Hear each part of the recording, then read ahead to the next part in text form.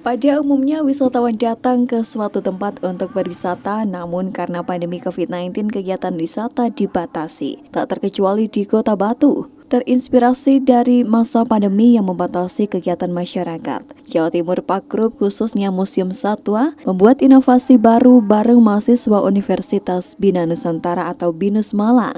Mereka membuat alternatif berwisata secara virtual lewat media sosial dalam virtual tour 360 derajat.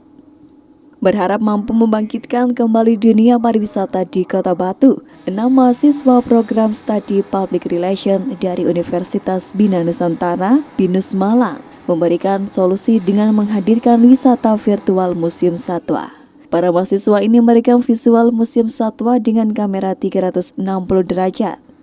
Hasil video dilengkapi dengan edukasi singkat lalu diunggah ke YouTube. Tidak hanya bisa melihat secara virtual koleksi hewan di Museum Satwa, penikmat media sosial YouTube juga dapat menggerakkan kamera sesuai dengan keinginan mereka.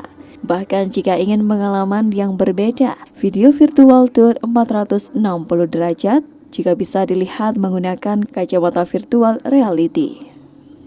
Project Manager Vacation Event Organizer Zidan Febrian mengatakan bahwa ide tersebut didorong oleh kondisi kehidupan saat ini yang akrab dengan istilah new normal. Menurutnya, masyarakat saat ini tidak bisa menghindari kondisi new normal. Sebagai anak muda, Zidan dan kawan-kawannya mencoba berkontribusi agar adaptasi new normal bisa memudahkan masyarakat, terlebih bisa membangkitkan gairah dunia wisata di Kota Batu. Jadi yang sebenarnya kita tawarkan adalah sebenarnya experience-nya nih Mas gitu. Jadi kita tahu kalau misalnya di masa pandemi ini kita juga kurang bisa berlibur secara langsung.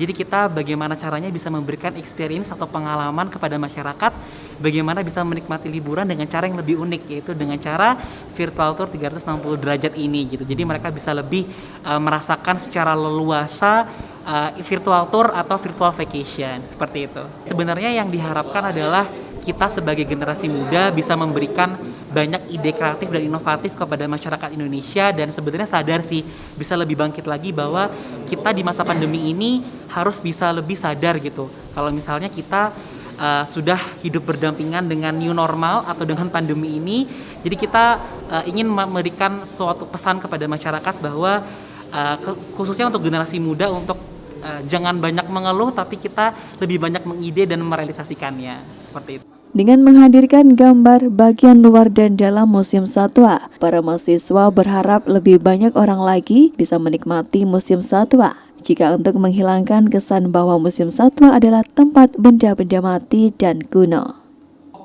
Ahmad Safiaji, dosen pembimbing mahasiswa BINUS, berharap apa yang telah dibuat oleh para mahasiswanya dapat dikembangkan di kemudian hari. Dengan begitu, maka semakin banyak orang berkesempatan menikmati wisata lewat dunia virtual.